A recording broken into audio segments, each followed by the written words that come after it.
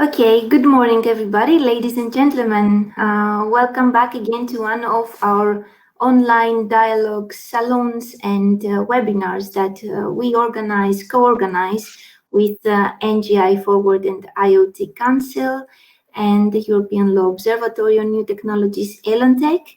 Today is a special day. It's women's only salon, and I'm very happy and proud to have exceptional speakers with us to discuss the data and policy issue, which is quite broad issue, but also very crucial for the upcoming developments from the European Commission.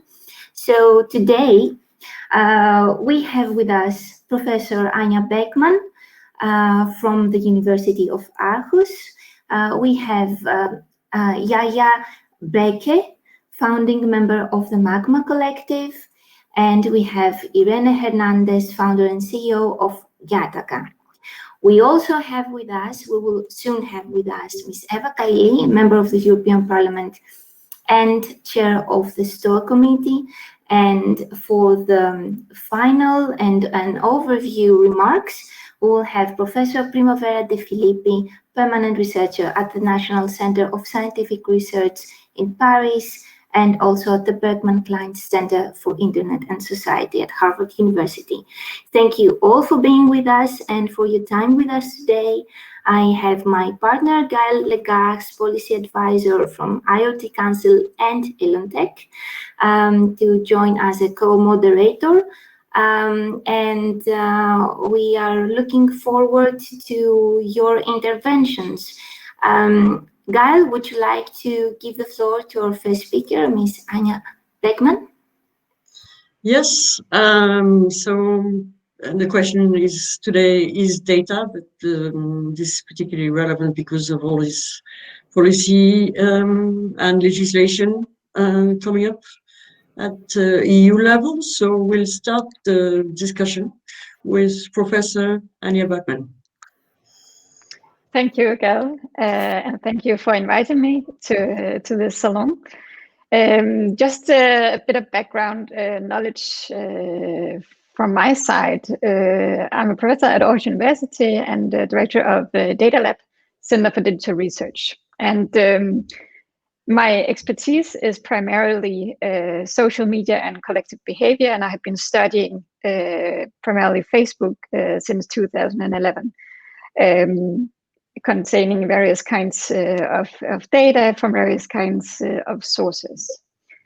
So that is going to be the background for my very short talk here, which I have provided with the title, Between Science for Society and Privacy for People. And that summarizes pretty much the standpoint from our group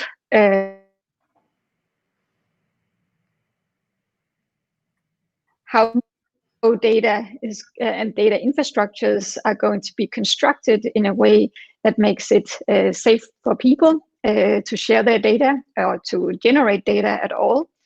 We have had cases of Cambridge Analytica and third-party apps that had collected a lot of data, and not only a lot of data, but also third-party data where friends open up for other people's data. So in that sense, it's a concern of ours, and it's a concern of the research community in general to protect these data points. And there are various ways in which research has done so recently, and especially in the light of Cambridge Analytica. One of the ways that we have engaged in a more sustainable data sharing is, for instance, the dialogue going on with the platforms in the high-level group that I participated in on disinformation for the Commission. Here we were very concerned about data exchange as a fundamental issue, and also a very important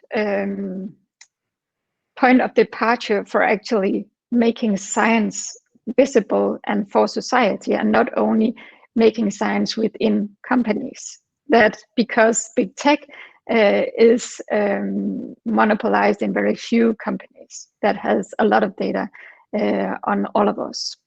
So if we need to have the same knowledge in society, we need to make an infrastructure that make science for people available on a larger scale. So how are we doing this without violating privacy for people? And here we have in the NGI project made some deep dives, and also in the Horizon 2020 project, SOMA made some deep dives when it comes to how we construct such a solution. And here we are especially concerned that the API before Cambridge Analytica were constructed to both encompass businesses and independent academics. And they did not separate the two because in independent academics, they have special requirements in the GDPR, and they also have special ethical requirements that business do not have to follow. So that is a way to make the infrastructure more sustainable, to actually separate different actors with different intentions and allow them to show if they have scientific permission and ethical clearance and legal clearance to do their work for the good of society. And why is it important to have science for society? Of course, as I mentioned, it is important that we have the same knowledge level in society in general that we have in private companies. And why is this important? Because if we argue only from a privacy point of view when it comes to data policy, we actually, in principle, can violate privacy because we cannot detect privacy breaches and problems if we don't have access to research into the data infrastructures. So one of our deep dives that we made both before and in the NGI Forward project is that we find, for instance, app infrastructures that violates privacy. We also find that privacy settings do not match the content of Facebook groups if they are open, closed, or secret, which is not very convenient when it comes to making these data sustainable and the infrastructure sustainable and to protect them. So if we didn't have access to the data, we cannot disclose these issues. So even though it seems that we are arguing from a utilitarian point of view for the good of society, we are actually arguing for the ontological view that if we don't have access, we cannot actually protect privacy in the best possible way going forward, and also in terms of regulation. Another issue and a deep dive that we are interested in NGI Forward is the issues of data in terms of democracy. And in the light of Capitol Hill and the recent events with conspiracy theories and also Brexit, etc., back in the Donald Trump election campaigns in 2016, we have issues of, for instance, disinformation. So in our group, we have been investigating how disinformation spread and also what kind of emotional balance is around disinformation. And for instance, what we find is that we find a strong negative balance around two types of disinformation, namely conspiracy theories and back science. And that was made in March, all Twitter tweets from March 2020, which is around 17 million. Another issue would be to say, how can we detect systemic discrimination if we don't have access to study the data? How can we detect if people, for instance, in Facebook groups, which has been the case of what we have been studying, that we see systemic gender issues where men are more present in groups than females? This we cannot detect if we don't have access to the data. Another issue is hate speech, and also in terms, for instance, of gender discrimination in the way that some people are targeted over others, and especially also when it comes, so these issues are all about both data transparency and algorithmic transparency.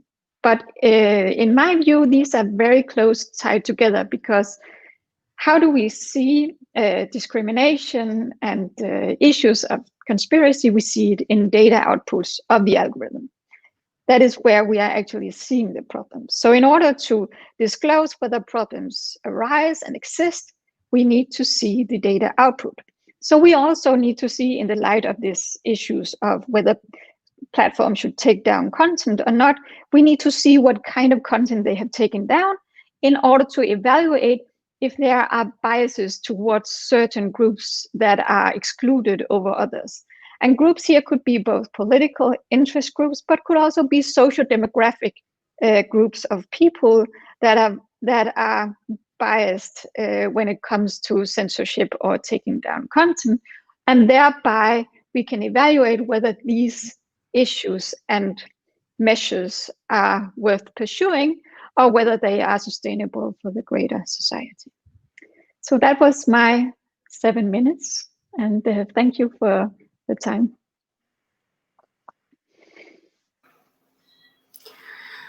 Thank you so much for your intervention, Professor. We will have the opportunity with a few questions later on to explore more of the dimensions that you have just presented. We will go on with our next speaker, Irene Hernández, founder and CEO at GATACA. Irene, thank you for being with us. You have the floor. Thank you. Thank you for inviting me. Let me pull up a very quick presentation. And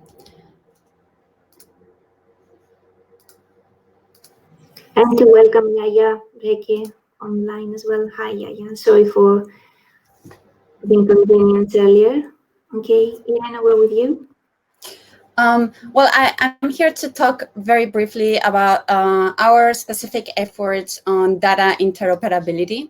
So a little bit of background about myself. I'm CEO and founder of GATACA, which is a company that builds decentralized digital identity technology.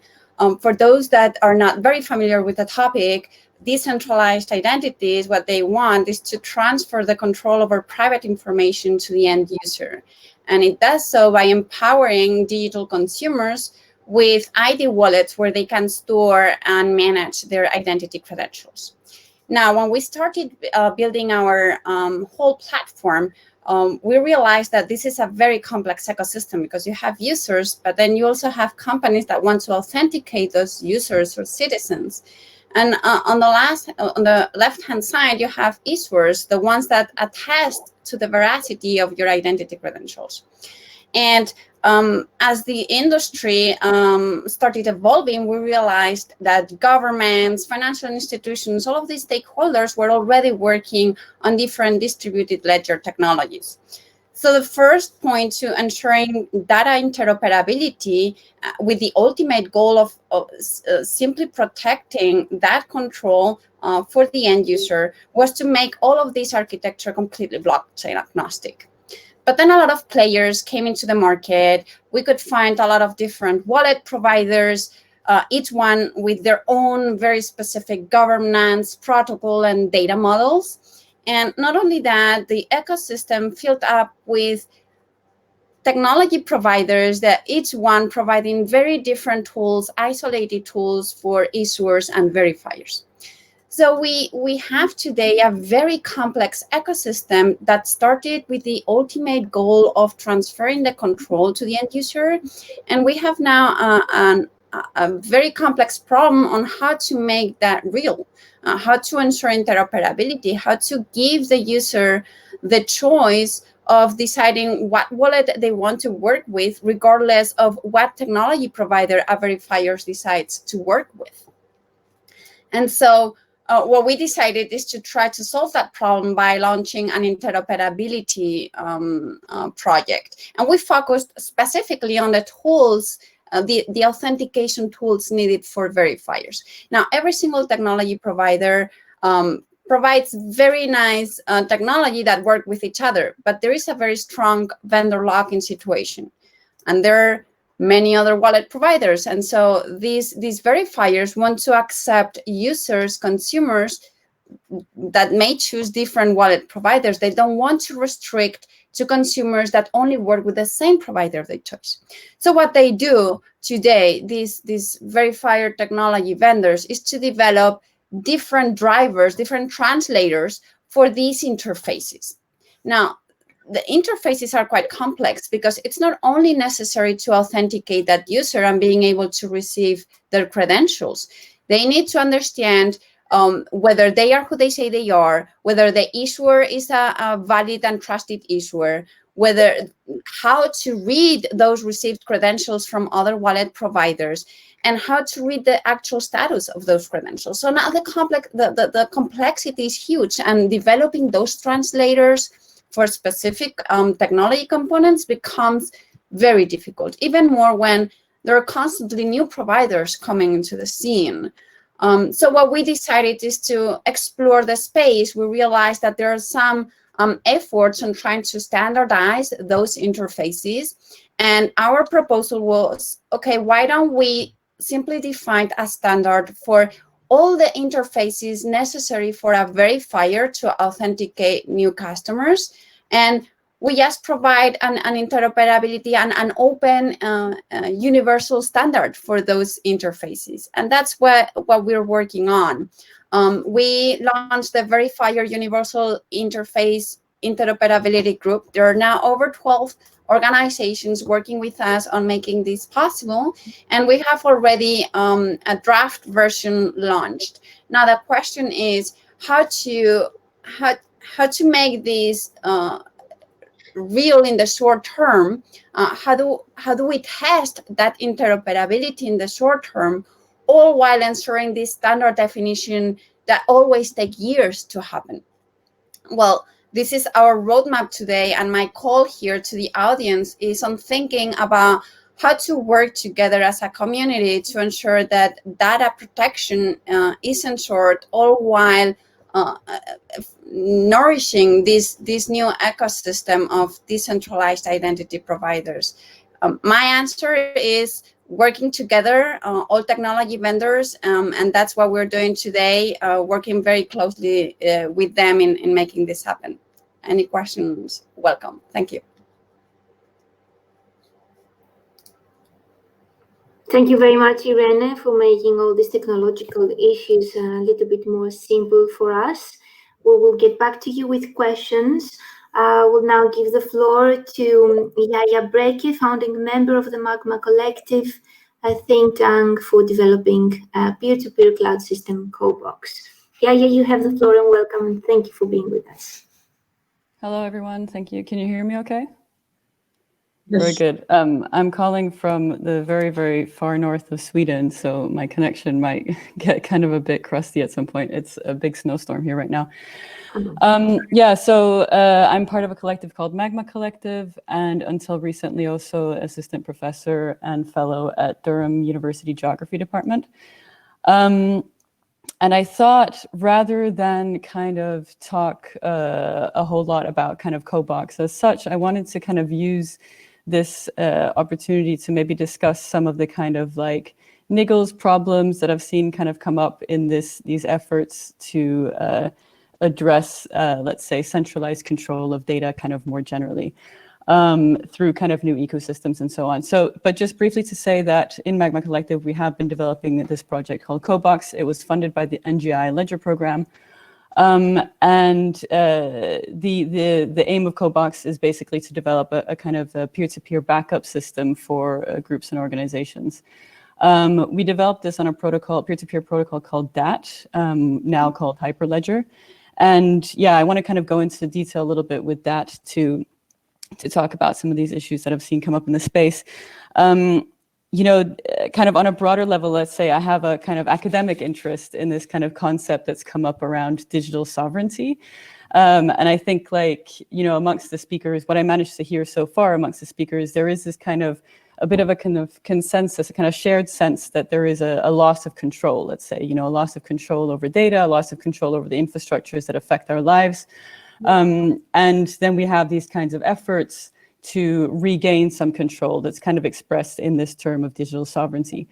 And what I think is quite interesting is, when you look at this term, you've got like a huge variety of actors using this term, from kind of national governments to libertarian technology startups, anarchists, and civil rights organizations. And so I think while there is a kind of growing consensus around the problem, let's say, of centralized control over data infrastructures, it's a very exciting time right now because it remains to be seen what kind of alliances and what kind of solutions, what kind of shared solutions there can be between these very different actors. And so that's just an opportunity to say thank you for hosting these salons. I think these salons are one step along the way to kind of develop those types of alliances between very different actors in the kind of broader European ecosystem, and especially in the kind of broader European ecosystem of developing decentralized tech. But back to the DAT example, I wanted to use it to get kind of super low level on a kind of experience level. So DAT it's a peer-to-peer protocol, a network protocol that uses public key cryptography to assign addresses to files on devices. And this allows people to access files on other devices directly rather than going via a server. And so I wanted to talk about an experience that I had when I first started playing around with the DAT protocol on a kind of like interface level. I was using what's called the Beaker browser, which is a web browser developed for the DAT protocol. And I was looking at various websites being served from people's devices. And at one point there was, a website that I couldn't access. Why? Because that person's device was shut down at that moment. The person wasn't serving that content. And I found this to be such a kind of beautiful experience because it was a moment that showed a possibility for this kind of like to be treated either as a bug or a feature. Like it was a very immediate experience of the fact that like, okay, actually, this person has total control over their data. Like they're not serving it anymore, hence it's just not available, right? And so there was something there that made me think about this kind of the way of starting from, you take something like the DAT protocol, it is different from HTTPS, it is different from serving things via a server, it is a peer-to-peer protocol. And, rather than, I guess the problem I want to highlight is that, new solutions at a protocol level require kind of new thinking and experimentation all the way through the stack, and requires actually new patterns of interaction. And I think like in terms of where we're at right now in developing kind of new ecosystems, new kind of decentralized models and so on, I think exactly this point of like new patterns of interaction is something that is quite key. So instead of, when we think of alternatives to, big tech, instead of being like, oh, let's try and do something exactly like Facebook, but with added privacy protection, or, this kind of, trying to deliver the exact same services, but tweaking something in terms of the governance model, in terms of the business model, or in terms of like the privacy aspects, to understand that these things actually emerge in tandem. So the way that big tech is formed right now is a cluster of a business model, a tech architecture, and so on and so forth. You can't kind of just so easily pick and choose.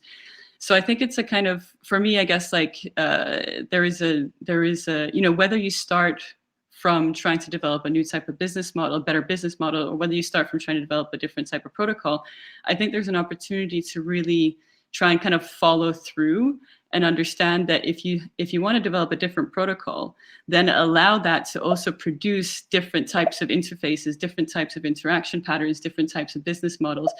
Or if you want to start with a business model, allow that to kind of evolve and unfold in a space of experimentation and a kind of like plethora of experimentation, let's say.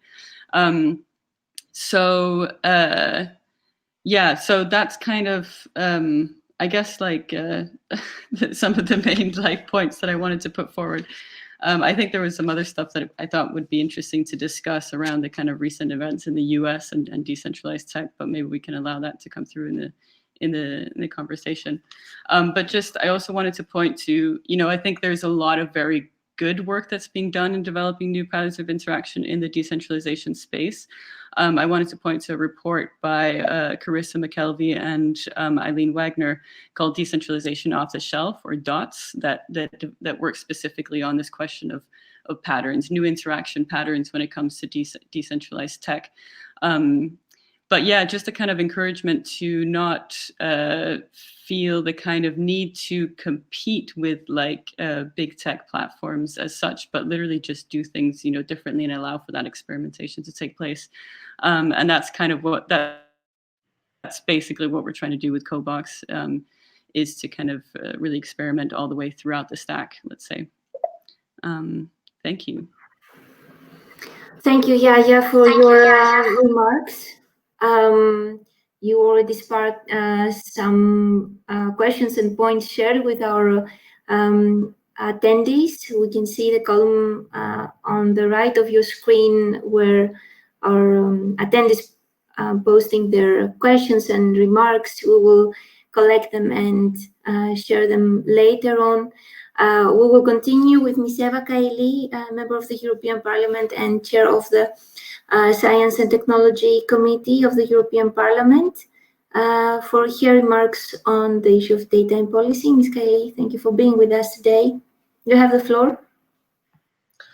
Thank you, and I'm sorry I couldn't connect. Actually, we had a meeting with our Vice President Vestager on exactly the issues you are discussing today. And let me thank also NGI, Rob, Gaëlle, and Mantalena for hosting this event. And my co-speakers, which surprisingly is not a women event, but it's like mainly women discussing on the future of privacy and new technologies, which is amazing, because I think this is what we need to, this is the target, to not have women event, but like suddenly there are so many women can discuss these things. And I was with Vestager, and like it's a woman that everybody now globally is expecting to be bold enough to make the proper and the smart rules for the internet. And it's a very interesting actually time also, because if you've seen the working program of the European Parliament, the European Commission, you will see that this is the year that we are trying to have legislation on the Digital Single, the Digital Services Act, the Digital Markets Act, the Data Governance Act, and in parallel, we're expecting the artificial intelligence legislation to come, which would be mainly about facial recognition and biometrics. We're expecting the European identity law and legislation to come, the framework, and of course the cybersecurity. Among others, we also have, since we have Primavera, and we heard also Jaya, I think they were they are super active and famous in the blockchain space, and we're working now on the DLT pilot regime and the MiCA regulation, the crypto assets. I think everything is combined, because these are the tools that if we have the legal certainty on how to use them, we could actually succeed the maximum safety and security for our data, and also the maximum benefits of these innovative technologies. And the main thing that got me involved in the space, it was the fact that since 2009 or 10, that Europe was hit by the economic crisis, we realized that it was like lack of respect and trust to the system. And to regain that, we had to take action, legal and political, of course, to create the new rules and the new ways for protection of citizens' data, but also to give them more alternatives and options in several ways, also in the financial sector. In EU, although we have like 24 different languages, and among the 27 now member states, we have 86 different versions of identity cards and 181 types of residence documents. So this shows exactly the need to have an infrastructure where it can be interoperable, it could be harmonized, and it could scale also, and be also protected, to feel that we can use it without giving the maximum access to our data. So if you had like a layer of blockchain to achieve that, you could also make sure that you can revoke access to your data. You could have full control of how your data are being used. And since I've seen recently that there are some efforts to combine credit cards with identity cards, My concern would be that you release actually your personal data of transactions together with your identity, and this is like really these data are really valuable for the companies that have access to that. And since we don't have clear rules of how this data can be shared and if they can be shared among the companies that collaborating, we need to be very careful how we're gonna approach this issue in the very near future. So we will try to make sure that our new laws will ensure the control of our data. Some of the things actually that we discussed just a few minutes ago was what's happening in the US with the act of censorship that we saw during the protests. Some people were relieved, but at the same time we saw the huge power of the big platforms.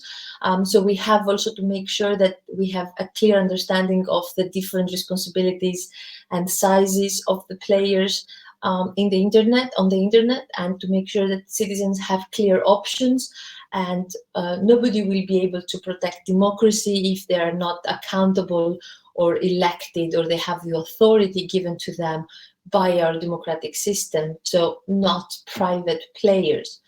So the need to now more than ever clear this gray zone of what they can do or what they should do, and we will distinguish harmful from illegal content too. Even if you go like back in the beginning at the basics that we need to achieve to have a European identity, it's already quite fragmented because we have developed different technologies among the member states, and this shows that we are already late to have a European platform for identity. But at least maybe we're now more mature and we will be more bold into moving forward.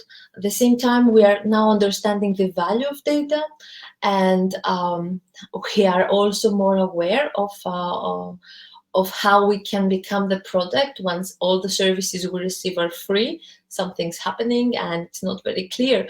But if you saw recently what happened with WhatsApp changing the terms of use, suddenly millions of people decided to switch communication platforms, and this showed the sensitivity for privacy, the right to privacy of citizens. So we have to make sure that we have control of our data, we understand the value of those, and we have options. We need to have clear consent, and of course we have to clarify a bit if you can give this like access, although you are in the same basically parent company, but you give a lot of access to data that people were giving away for different reasons. So it was irrelevant, the services of Facebook to WhatsApp. And this also creates some, as you understand, unfair competition for the competitors of Facebook, if there are any. But this said, we have to solve like this matrix of different problems that we are discussing today. One of the files that I received actually yesterday, I will be one of the rapporteurs for the Social Democrats, is the update of the NIS directive. So it's a proposal for a directive on measures for high common level of cybersecurity across the European Union, and I'd say it's basically the first European-wide law on cybersecurity that started in 2016, but now we have to refresh it. Things are changing rapidly, and this means we have to enhance cooperation without opening up to more risks, but the opposite. So we have to have operators of the essential services and digital service providers to adopt risk management practices and notify significant incidents to the national authorities. We see this happening often, and we also have to make sure that the fines are quite important so that they will be more careful and they will be more responsible with dealing with our data. So this is something we need to strengthen, and the sectors that are covered, because maybe this is of your interest and I would love to have feedback from you, how we can use all your knowledge, the new platform that you're working with, even, as I said, also blockchain. So the sectors that would be covered would be healthcare, transportation, banking and financial market infrastructure, digital infrastructure, water supply, so critical sectors, critical infrastructures, digital service providers, and energy. These are all covered already, and we're going to add even more the providers of public electronic communication networks and social networking, as I mentioned, space, transportation, courier services, public administration, food and manufacturing. We have definitely to make sure that certain critical products like pharmaceuticals or medical devices are also protected and cyber secure. We had recently, under the prism of the pandemic, we realized the importance to also achieve that. It was actually, you couldn't understand, you couldn't track where your masks were coming from, your safety devices were coming from, even the kits to check if you have COVID or not. So these are some of the things we're going to try to work and prepare smart regulation. I know people that they are in dealing with innovative technologies. They are scared when we talk about legislation because it could create fragmentation. But I would say our main principle is to be innovation friendly, technologically and business neutral, which means we should not favor the old models. And I also mean the banks, actually, because we had a bit of blockchain here. I would say that we should not favor the old models. We should allow room for more innovative solutions, give alternatives to citizens. And unfortunately, many of my colleagues, they have no understanding of the process of like cryptography or how these technologies work, even artificial intelligence. Besides the characteristic of automation, they cannot understand the possibilities that you have and the responsibilities. So we need to have more events like this one to exchange thoughts, and I'm keeping notes in any case of your comments and presentations to make sure that I will understand it before I legislate, and that this legislation will support and protect the good intentions, the good players, the responsible ones, and it will create a more trusted environment. So I think I should stop here and then maybe take any questions or discuss further on later. Thank you so much. Thank you very much for your time and the interesting points, Ms. Kaili. Gaëlle, I don't know if you agree, we should probably give the floor to Professor De Filippi, just to be sure that we are in the time frame as agreed, and then we could go on with the round of questions, and whoever needs to go, we won't. I mean, to keep anyone for more time than agreed. Professor De Filippi, thank you for being with us. Yeah, thank you for your time and the thoughts you shared. You have the floor for the overview remarks, and hopefully we'll have the chance for a couple of questions. Thank you. I'm gonna share my screen. Do you see my slides?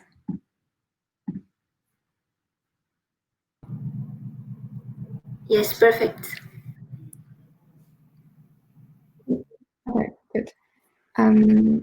Yeah, so I'm gonna put my little hat as a lawyer and try to present different, like how basically when we think about data, we have like all those different metaphors and analogies that are being used, and how those different analogies are actually triggering or encouraging a different approach, a different regulatory approach to how should we actually deal with data.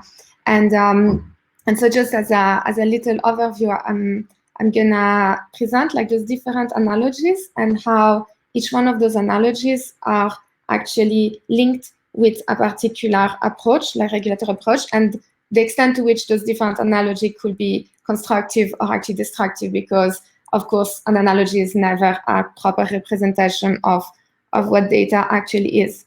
And so what are those different analogies? So the maybe one of the very common one is to consider that data to be some kind of capital, something that we can accumulate, something that is kind of an investment, and then the more data we have, the more data we can produce.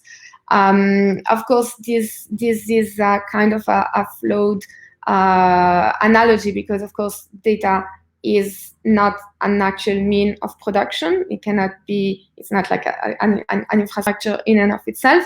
And so perhaps a more accurate analogy is actually data as raw material. And we hear this a lot with the context of data mining and this idea that data is out there, and we can extract, we can exploit, and as we collect this data, then we can appropriate this raw material, and then we can use it for our own purposes. And this analogy is quite important, but it's also it's inaccurate in the sense that data is not just out there to be collected. It is oftentimes generated either by the users or by the specific platform operators. And most importantly, where the analogy really breaks is that, of course, as opposed to a raw material, which is actually a consumable, which is rival in its nature, data is actually as information, it's not rival. And so there is like a very big difference between a raw material that can only be used once by one actor and a material that can be used and replicated indefinitely. And then we have like those new metaphors that are emerging, such as, for instance, data as labor, with the idea that as individuals and users of platforms are providing data, are providing content, or are leaving those digital fingerprints, then they're actually working, they are providing labor, and this data, because they are not being paid for this work, then it is some kind of exploitative unpaid labor. Again, this is an interesting approach, because it does show that in fact there is some value generation that is coming from the user and that is not being remunerated, but actually the value is being collected by the platform operators. But again, there is also some levels in which this analogy breaks, because there is also a lot of data that is just functional, so the metadata that is actually generated by the infrastructure, and so it's not labor from the users. There is all the question of personal data, in the sense that even as I am contributing and providing content into an online platform, it is often the case that I'm also sharing information about my friends or other people. And so should I be remunerated as a data worker if I'm actually conveying information about someone else, which is personal information?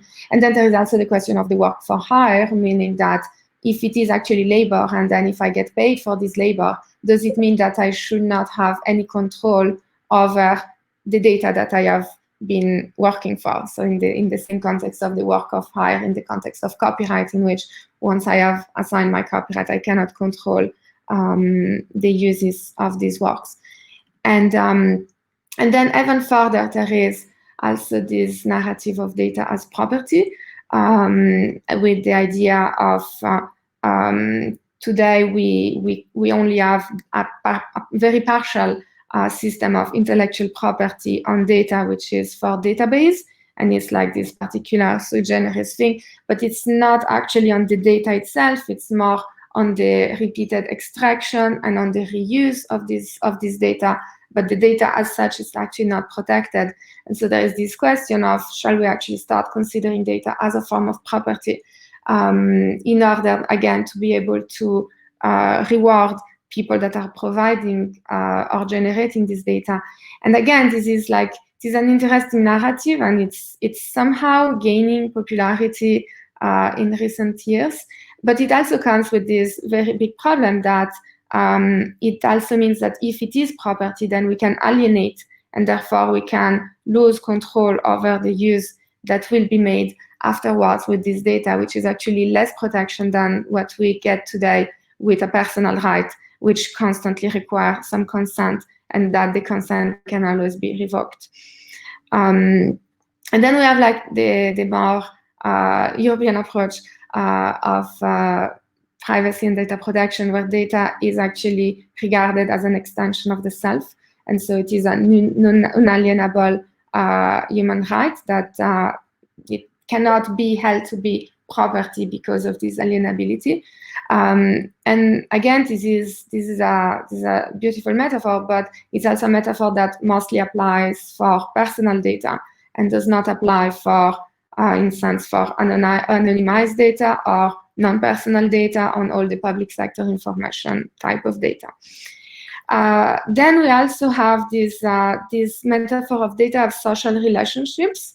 And the implication of this metaphor is that if data is inherently social, it's inherently networked, then it also means that this concept of personal right is also kind of problematic, because I should not be able to consent to the treatment, to the processing, and to the use of personal data that is mine, but that by virtue of its connection, it's also personal data about someone else. And so the most obvious example will be my genomes, which is my personal data, but also disclose information about my parents and my siblings and so forth. And so this question, or like if I share my contact book to an online operator, all of a sudden I shared all the information of all my connections, which also goes on the other side. And then there is this question of maybe instead of a property right and instead of a personal right, data should actually be treated as some form of collective rights, which means that there needs to be some kind of democratically governed system in which the decision of what data can be shared and what can be used cannot be done at the individual level, but more at the institutional or collective level. And then finally, and this is my favorite metaphor at the moment, at least, is the idea of data as infrastructure. And this actually relates to the fact that more and more data is actually something that we need. We need in order to build added services. And for instance, like in the case of a social network, it's really difficult today to compete with the dominant platforms because of the network effect, because of the social graph that is inaccessible. Or another example in the case of artificial intelligence, if I want to train a model and I don't have enough data, even if I have a better technology, a better machine learning system and so forth, if I don't have access to the data, I will never be able to train this model so that it becomes more performant. And so the actors that have a maximum amount of data set will by definition always be the one that have the best artificial intelligence model just as a result of better training. And so the question is, can we actually look at data as an infrastructure? And therefore, we could possibly apply this antitrust doctrine of essential facility, saying that when there is a particular infrastructure that is essential in order to provide a particular added value services, then the person that controls this infrastructure has a responsibility or a duty to actually share it, to provide access to this information. And of course, this is very important in order to enable competition and interoperability, or in order to enable people to benefit from existing collections of data in order to train their model, in order to add services. But at the same time, it also means that we don't want to just share the data because of the personal information that might be collected inside. And that's where I think, like, as we talk about data as infrastructure, as a metaphor, we also inherently need to think about what is the proper infrastructure for data sharing. And I think we have heard already a little bit about like all those different technologies of how can we actually rely on more decentralized formats or specific infrastructure involving cryptography, secure multi-party computation, and so forth, that will enable to actually benefit from accessing this data, from actually processing it, without, however, disclosing the raw information that is within it. And so I will just go very fast because I think it's more interesting to have discussions. But I just wanted to give like a few examples, of course, using blockchain because it's my personal obsession. But for instance, like in the context of artificial intelligence, we have already some initiatives that are emerging in order to actually enable this notion of like sharing data without necessarily disclosing it. And so we have like AI Commons, for instance, which is creating like a centralized data store by which people can actually submit their machine learning models and train them, right? And so in that case, all the data is centralized. So of course we need to trust AI Commons to do good uses of this data, but it's centralized in a way of enabling people to use it without disclosing the data to other people. Is people send their model, those models are trained, and then the output is given back to them. We have also more decentralized models, such as, for instance, OpenMind, that actually rely on secure trusted data stores. So it's like multiple systems that hold their own data, and then a mechanism of federated learning using a differential privacy in order to enable those models to actually learn by aggregating all this data without whoever gaining access to the raw information. And then Enigma, which was a previous blockchain-based mechanism for using homomorphic encryption and secure multi-party computation in order to enable people to actually use the information from the data without actually ever needing access to the data. And in this case, no one actually has access, as opposed to the previous model in which it's either centralized or federated.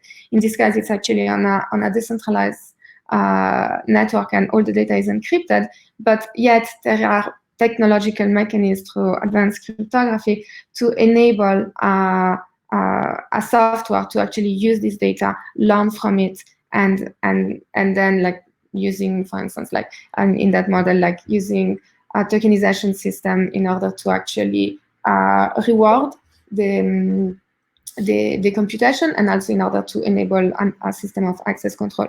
So those are just like examples, but basically the idea is like if this narrative of data as infrastructure needs to be validated, and I think in terms of competition, it's very important that we actually attend to this possible idea. Then it becomes fundamental and crucial to actually think about what are the characteristics of the infrastructure that we want to provide in order to be able to share this data.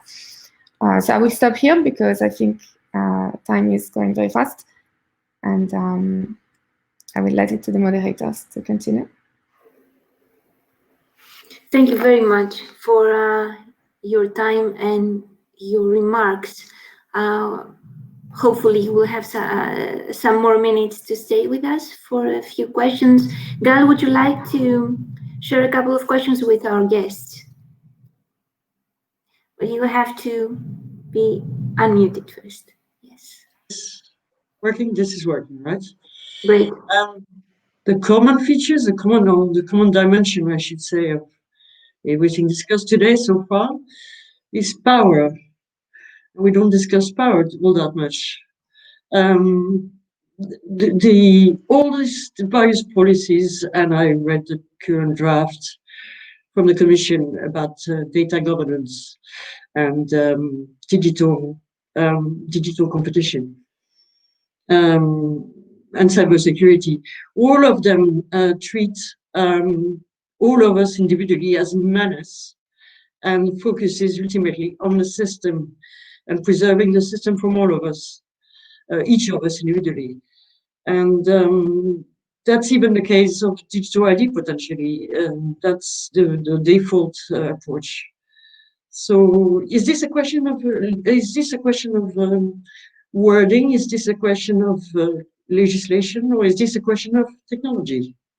Reversing this distribution of power.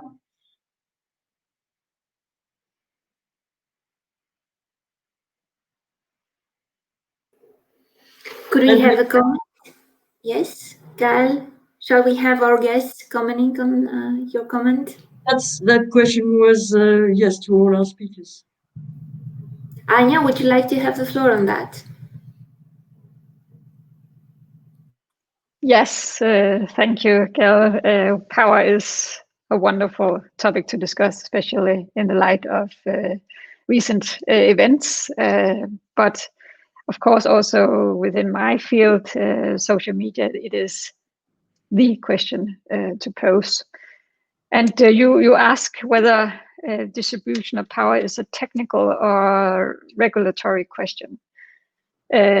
But to me, it's not one or the other, because to me, infrastructure is both a regulatory and a technical issue, and not least behavioral result of human behavior and human agency by programmers and standards, etc.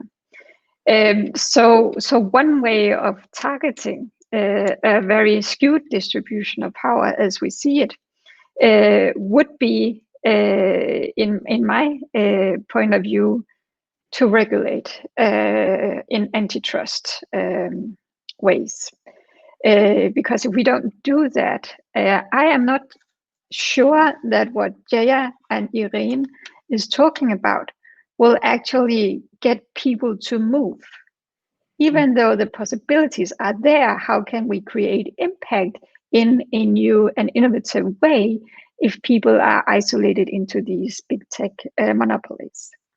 So even though the possibility are there, we know for sure from sociological research that people will move in masses. They will not move by 1 or 2 or 10 or 100 people moving. They will move when they know that the friends would be in the other place. So how are we creating a mass movement towards more sustainable solution? I think that is precisely what we need to pay attention to, because Jaya and Irene could spend a lot of time making these wonderful solutions, but if no one is using it, it would be a shame. So how are we creating mass movements? And I think that will not happen as long as data portability standards are not in place, as long as infrastructures are monopolized, and as long as regulatory issues around algorithmic adjustments and transparency is not in place. Thank you. Yes, Primavera, you need to go. Well, I just wanted to say something before I leave because I need to run. I just want to say, yeah, actually, Gaëlle, thank you for your comment, because I think one of the very important metaphors that perhaps are missing is the metaphor of data as power. And I think more and more we realize that the more information we have, the more power we actually have, but also the more we collect this data, the more power we have to build additional system. And I think it really relates very strongly with the question of competition law and antitrust, which is like, if data is power, we need to make sure that this power is not in the hands of one single dominant player, and that this power at least need to be shared with other people. And that's where I think we need, like, on the one hand, is this institutional governance of like how data should be shared and should be used, and not just relying on personal rights or property rights, because that's extremely individualistic. And at the same time, I think this question of like data as infrastructure is, and the essential facility doctrine is related to power. And this means, like, if we agree that the more data we have, the more power we have, then by definition, we need to make sure that data is managed at least in a decentralized manner. That's it. So thank you, everyone. I need to leave. Thank you, Primavera. Thank you very much. I just want to echo both what Anja and Primavera have been saying, and just to emphasize that it's never an either or, is it? And I think apart from regulation and technology, I wouldn't either underestimate how much culture plays a role, and not just culture, but also like generally, I mean, in terms of kind of like mass shifts to new technology, I would take note of the huge shift in the millions from away from WhatsApp and towards Signal and Telegram in the last couple of weeks. That's been pretty significant. And, that is through the kind of work and the awareness also of, journalists, of activists and civil rights organizations, and Signal it's a kind of small, it's an activist project, right? So I wouldn't kind of downplay the work that innovators are doing and saying like, oh, no one will ever use them unless it becomes something as big as Facebook or WhatsApp or whatever else. Like there is a lot of kind of dynamics that kind of shift behaviors in one way or another.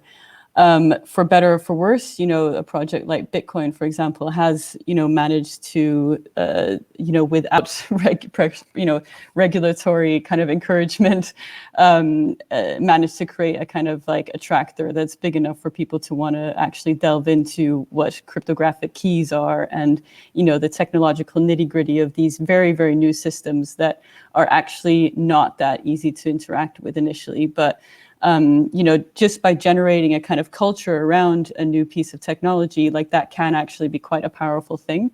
And I think that's also why I wanted to talk in my previous presentation about this aspect of trying to kind of like dare to follow through on new patterns of interaction and new patterns of behavior that genuinely feel meaningful for us as innovators or as people working in civil rights groups or as activists or whatever, or whatever else. To kind of dare to follow through on things that actually simply do look different, because that can be something very, very attractive to people in and of itself. And to understand these things also as generating a new form of culture around how to engage with technology. So I just wanted to point out that apart from, regulation and technological innovation, culture plays a huge role as well. The way that I tend to think of, regulation is, shaping the landscape to make certain types of development, certain types of movements more easy than others, let's say. And then also, I think the punishment element is quite important, and things like antitrust are very, very important. But yeah, it's a multi-pronged thing, and ideally, there shouldn't be one single solution. Ideally, these are going to be, what I'm excited about when I look at things like the DAT network protocol is like the possibility of having lots and lots of different types of networks for different types of communities and groups and organizations. And networks for the public sector should not look the same as networks for a group of cooperatives or whatever else, right? Like there's different requirements. Anyway, that would be. If I may add something on the points of Jaya and Primavera, because they spoke about infrastructure, and what Jaya is pointing out with culture, it connects under the scope, I would think, the law as code, because the infrastructure of code is building behaviors, it's forming our online behavior, and it connects also with this new announcement from the Commission about the European Bauhaus, where this new agenda brings technology, art, and science together.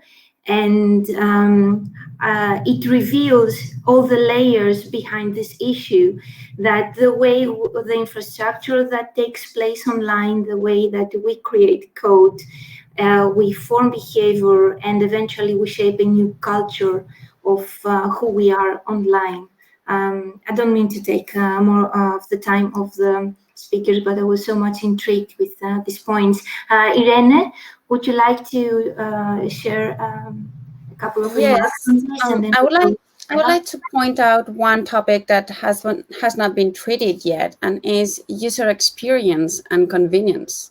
So there is this privacy paradox in which, sure, there are a lot of consumers that say, yeah, I care about my privacy, but in reality, they're willing to give up on their data for a very small reward. And with new generations coming in, it's impressive. I've talked to many users who really don't care and say it out loud about what they do with the data.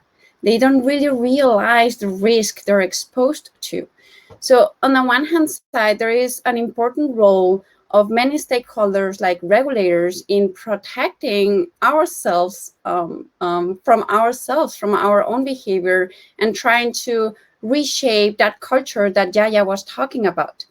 But on the other side, we also need to be aware the human being is seeking that convenience, that user experience, and they will adopt that solution that is the easiest to use. Yes, because it's easy. The amount of people that fall into that bucket is unfortunately, as of today, larger than the ones that are really concerned about our data. So there's this combined effort in which how do we compromise or avoid that compromise between user experience and data protection? Would love to hear your thoughts. If I can comment on that, Irene, I think it's a very good point. I also want to add that it is especially a concern of ours because it's not only protecting individuals from themselves, but it's also protecting them from others. So it's not only individual privacy as it is in GDPR, but it's also collective privacy, especially when it comes to AI and machine learning models that would generate discrimination machines because we deliver data points that are then targeting similar people. And they don't have to gain that much data in order to know more about people that are like us. So all the clustering analysis is very much a concern of ours when it comes to collective privacy. And how do GDPR handle collective privacy? That is not very present at the moment. Eva, would you like to comment on that?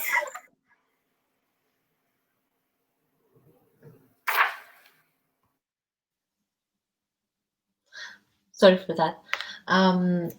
Yes, so let me say that basically this is what we are designing now, like data governance and taking under consideration all these concerns.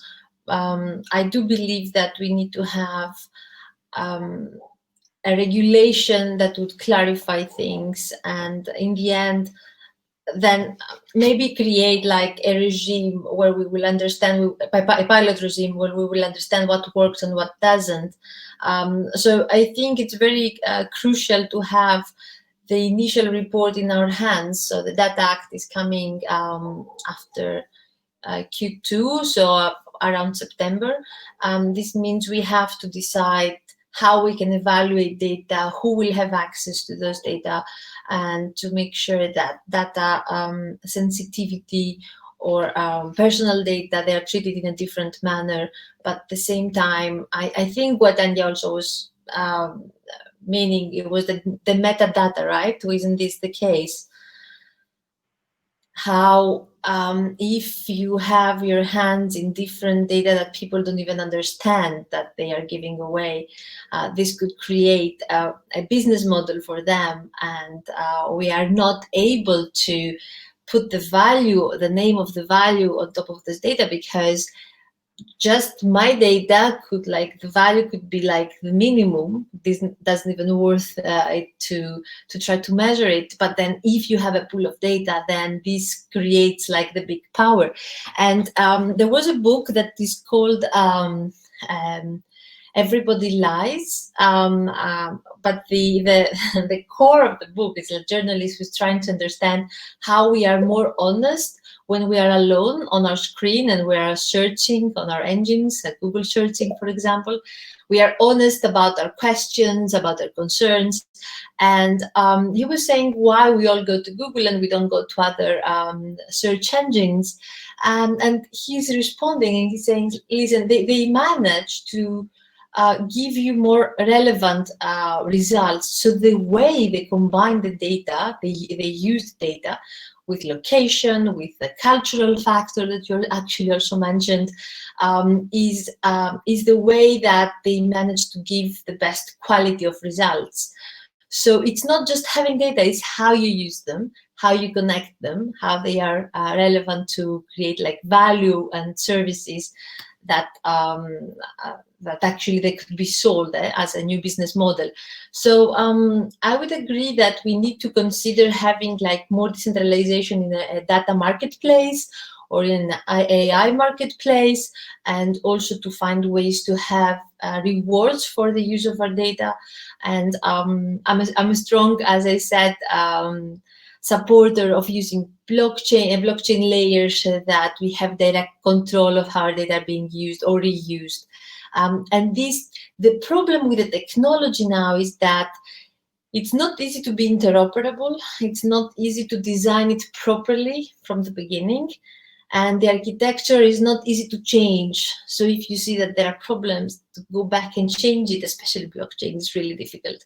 And we tested it. Actually, we funded some pilot projects to achieve an understanding of using blockchain to have value even on online certification.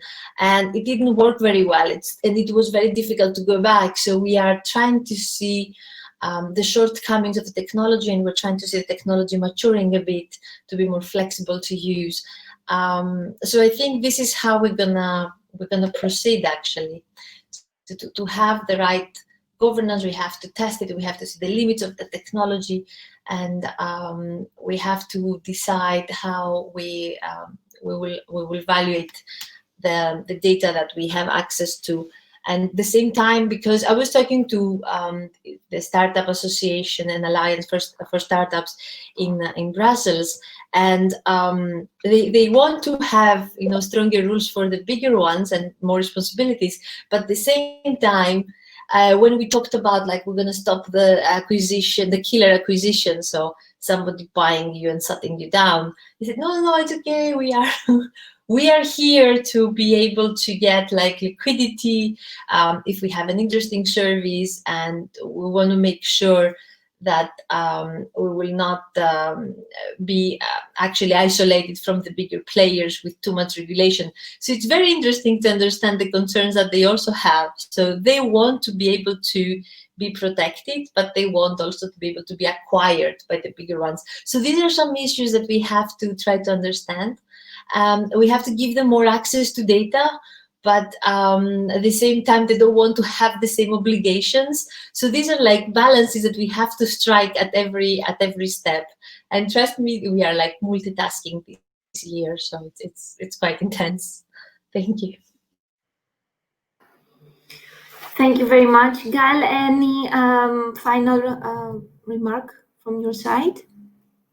Essentially, that issue is looking like it's going to develop into something very interesting in the coming months.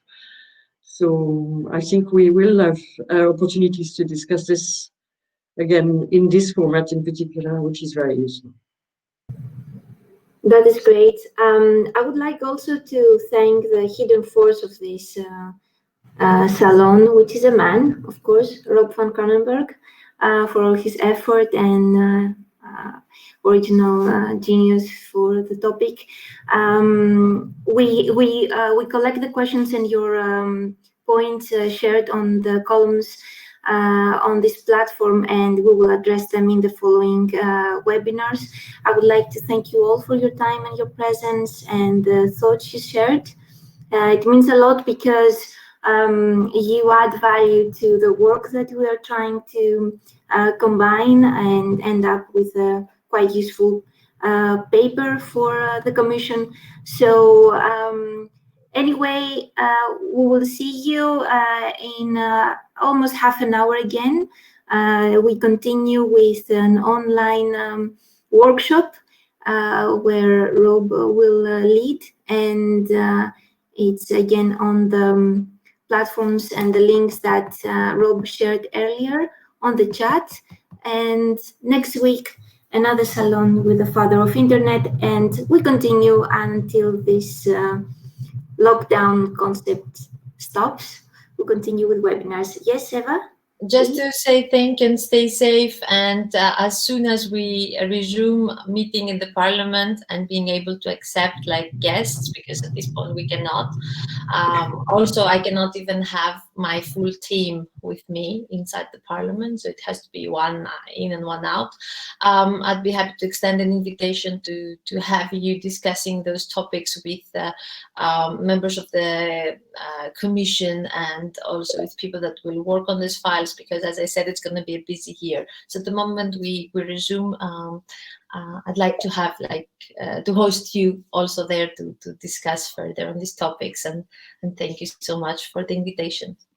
Thank you so much. We'll make sure to remind you this invitation when the time is right. Thanks, Thank you so much, Great conversation. everyone. Ladies, it's been a pleasure.